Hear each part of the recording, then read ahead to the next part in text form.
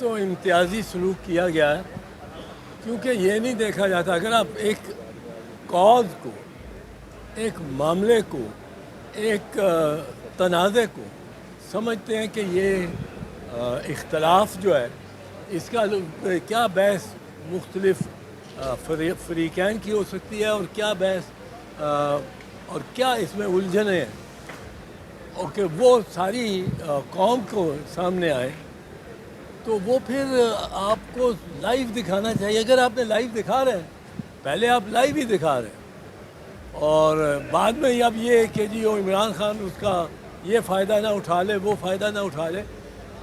दरअसल तो दरहकीकत तो वो ब्रिटिश हाई कमिश्नर को जो ख़त लिखा है चीफ जस्टिस साहब ने, उसके बाद उनको ये केस सुनना ही नहीं चाहिए था, उसमें बेंच में बैठना ही नहीं चाहिए था आज खुद। उसकी वजह यह है कि आपने उस ख़त में बड़ी रिजिड पोजीशन लेनी है एक फरीक के मौक़िफ़ के ख़िलाफ़, और आपने उसको जस्टिफाई किया है अपनी पोजीशन को। वो निशान, इलेक्शन निशान भी छीनने को और दीगर ये नशिस्तें भी जिस तरह बांटी गई हैं उनको, तो आपने जब बुनियादी बातें ये इस नशिस्त और इस केस में, इस बहस में ज़ेरे बहस हैं, उनको ही आपने अपना मौक़िफ़ और बड़ा वाज़ेह मौक़िफ़ बयान कर दिया, तो फिर आपको खुद नहीं बैठना चाहिए। मेरा तो ये राय है और बड़ी पुख्ता राय है कि उस ख़त के बाद चीफ जस्टिस साहब का इस बेंच पे बैठना मुनासिब नहीं।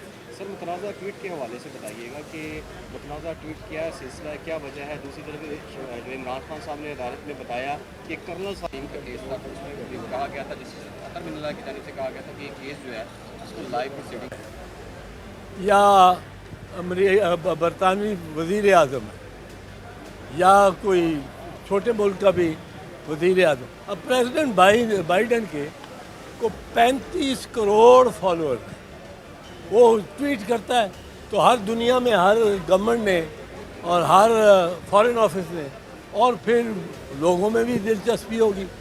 वो 35 करोड़ उनके फॉलोअर हैं जहाँ वो जाते। अब वो ट्वीट हो रही होती है बाइडन प्रेसिडेंट वाइट हाउस में। बाइडन को खुद नहीं इल्म होता कि क्या सारी ट्वीट्स क्या जा रही हैं। ये ऑथराइज्ड, वो भी ऑथराइज करते हैं किसी को कि वो चलाए ट्वीट्स, और उसमें डिनायबिलिटी का भी एक होता है कि आप इनिशियल डिनाइल भी कर सकते हैं। अब इसमें कोई मैं समझता नहीं हूँ कि ये ट्वीट पे, एक ट्वीट के पीछे क्या सारी कौम पड़ गई है। भाई और काम भी है आपके, आप हुकूमत चलाएं, हुकूमत बेहतर चलाएं।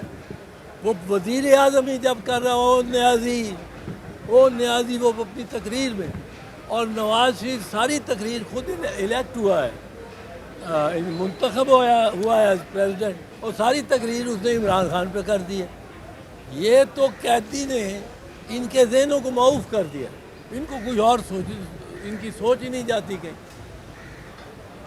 आप देखें पाकिस्तान पीपल्स पार्टी भी है, मुखालिफ है, हर एक तमानत के साथ, एक शाइस्तगी के साथ वो मुखालफत कर रही है। ये प्राइम मिनिस्टर की तरह नहीं। ओ न्याजी, ये जब आप प्राइम मिनिस्टर नहीं थे उस वक्त आपने कहा था पेट से निकालेंगे ये वो, तो वो फिर भी चले, चूँकि अब आप प्राइम मिनिस्टर हैं, अब आप ओ न्याजी नहीं कह सकते। न्याजी का लफ्ज़ भी चीफ जस्टिस ने भी लिया है, फिर उसका नाम तो इमरान खान है, इमरान खान रहा है। तो ये एक तस्दीक करने का तरीका है और बायस है। पर ये जो ट्वीट है, ये क्या है? ट्वीट क्या कहते हैं? ट्वीट बुनियादी तौर पे ये कहती है कि 1971 में आपने एक पार्टी को اس کی میجورٹی ڈینائی کی، اس کی میجورٹی نہیں بننے دی، وہ میجورٹی میں تھی، اور اس کے جو نقصانات تھے وہ بہت ہوئے۔ اب کوئی یہ بھی کریں گے تو وہی ایک نتیجہ ہے جو حاصل ہوگا۔ اب اس میں اگر تصویر لگا دی ہے حاضر فوجی کی یا کسی دوسرے عہدیدار کی، تو وہ ہماری بدقسمتی ہے ایز اے قوم کہ ہم نے 1971 جو پاکستان میں سب سے بڑا سانحہ تھا، اس کو تاریخ کی نصاب کی بھی جتنی کتابیں اس میں پھاڑ کے وہ صفحات ہی پھاڑ دی۔ ہمارے آئندہ جو نسل ہے اس کو علم ہی نہیں ہے کہ یہ جو مشرقی پاکستان بھی کوئی تھا، بنگال بھی کوئی تھا، ڈھاکہ بھی کوئی تھا، چٹاگانگ بھی کوئی تھا، سیلٹ بھی کوئی تھا، میونی سنگھ بھی تھا۔ یہ ہمارے نوجوان نسل کو علم ہی نہیں ہے۔ آپ نے ایک ایمنیزیا کریٹ کر دیا میموری میں۔ اب اگر کوئی کہتا ہے آپ کو کہ پلیز جا کے پڑھیں حمود الرحمان کمیشن رپورٹ، تو وہ ایک پاکستانی ججوں کی لکھی ہوئی رپورٹ ہے، اس کو پڑھنے کی رغبت کرنا تو کوئی جرم نہیں۔ پڑھ گیا، یہ عدالتوں پہ دباؤ ڈالنے کی کوشش کر رہے ہیں کہ آپ عمران خان کے ذریعے، پی ٹی آئی کے ذریعے۔ وہ پی ٹی آئی کے ججز نہیں ہیں، وہ تو یا وہ صحیح انڈیپینڈنٹ ہے یا وہ گورنمنٹ کے ساتھ۔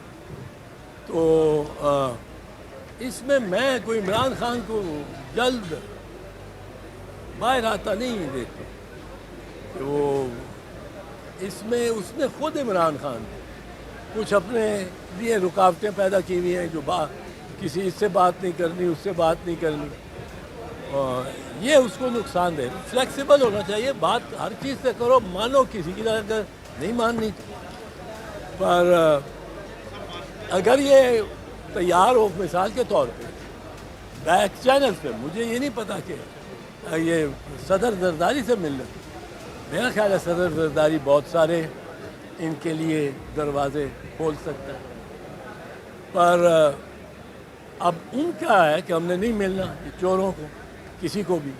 اب یہ ایک سخت پوزیشن لے لی ہے عمران نے، تو مجھے وہ جلدی باہر آتا نہیں نظر آتا، لیکن یہ میں جانتا ہوں کہ وہ ڈٹا ہوا ہے اپنے موقف پر، اور وہ ان کے ہاتھوں ٹوٹتا نہیں۔